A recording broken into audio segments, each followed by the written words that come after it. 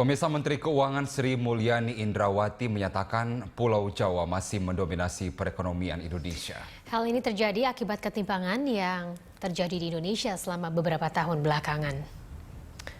Sri Mulyani menyatakan jika dilihat dari jumlah GDP dan kontribusi teks dalam penerimaan pajak, sebanyak 80% penerimaan negara dari pajak berasal dari Pulau Jawa. Hal ini menandakan adanya ketimpangan yang cukup besar antara Pulau Jawa dengan pulau-pulau lain yang ada di Indonesia. Menghadapi ketimpangan dan pembangunan ekonomi yang terkesan Jawa sentris, Sri Mulyani menambahkan pemerintah akan melakukan koreksi ekonomi secara horizontal.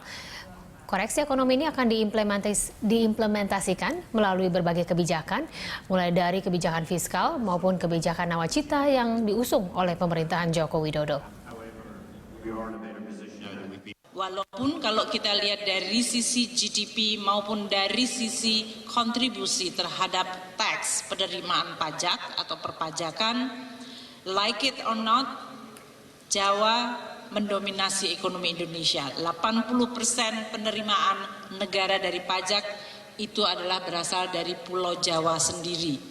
Oleh karena itu kalau kita bicara tentang Indonesia sebagai satu negara kesatuan, suatu entity ekonomi, entity